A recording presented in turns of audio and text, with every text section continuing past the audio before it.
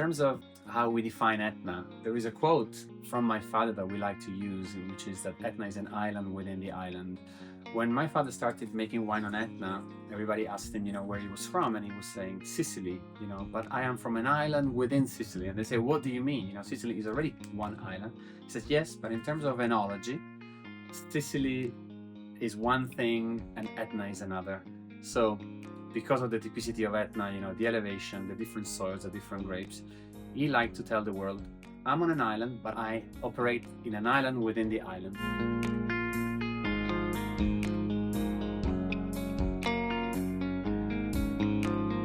Etna is a volcano. It's an active volcano, erupting pretty much every week. Let's say very frequently. Eruptions are countless, and we hardly notice them because they're so frequent that they've become part of our life. Etna is a big mountain sitting on the east coast of Sicily. It is 550,000 years old. The size of it, well, it takes several hours to drive around it. It is 3,400 meters tall, which is, I think, about 11,000 plus feet tall. The production area is quite tiny, but the volcano itself is really huge. A number of active craters. Recently we've seen a lot of activity from the central crater called the Voragine, but there is also one called Bocca Nuova, southeast crater, northeast crater, new crater. Etna spills ashes and sometimes tiny rocks and sand all over the surrounding areas every time it erupts. It tends to erupt quite violently.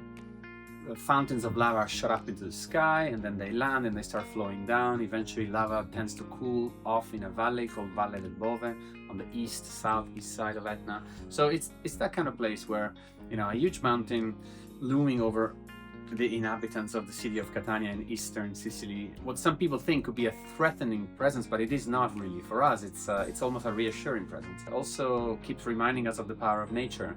But nature has been kind to Etna. It has given Etna a great climate, great soil, and the ability to lend itself to high quality viticulture. Imagine this huge mountain facing the sea, being covered with all sorts of crops at the base, and then becoming more and more deserted and lunar as you reach the top, where you all have constant smoke and earthquakes. But again, these things happen at such an elevation that we hardly notice them. They also draw a lot of attention to Etna, so if anything, it's a good thing, because people talk about Etna because of its intense activity. And in doing so, they talk about what happens on Etna, and wine is one of the nice things that happen on Etna, that benefit from Etna being such a special place.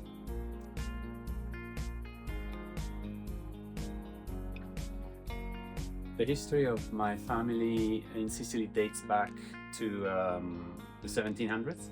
Our family came down from the northern city of Bologna. They started developing a number of interests, and one of them was agriculture. Eventually, after several generations, my father Giuseppe in the 80s created Benanti Viticoltori, Benanti Winery. My father was a pharmacist and chemist.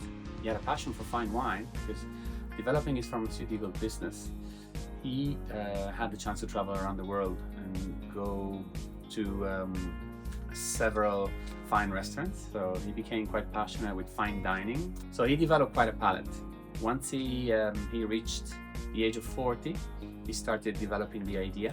The fact that he liked wine and the fact that the local terroir offered the possibility of making fine wine, although there was no market for it, were good elements that came together, and eventually my father started producing in 1988, and I would say the rest is history.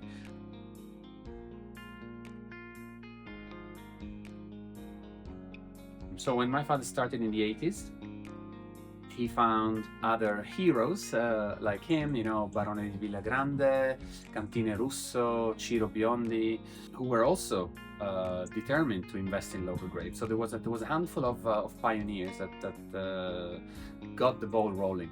Back then, wine was being bottled, but not all of it was necessarily Etna DOC. There were some international varietals, there was some Cabernet, there was some Chardonnay, there was some Pinot Noir. So wine was being made on Etna, but it wasn't really labeled as Etna because it was not the Etna appellation wine. True investment in Nerello Mascalese and Caricante of a considerable size really came in the 80s. So from then the ball started to roll, and a number of people got interested, and more people came, and now this is a very important wine region.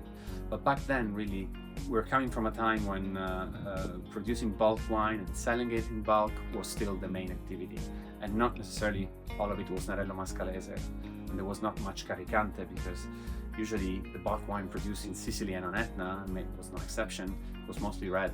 And the idea was to produce a strong bulk wine that you could just bring down to Etna Riposto and ship it up to Northern Europe, or at least Central Europe and Northern Italy, and blend it with other wines there. So it was like prehistoric times. My father is considered one of the pioneers. My brother and I are continuing in his footsteps, and we're very proud of it.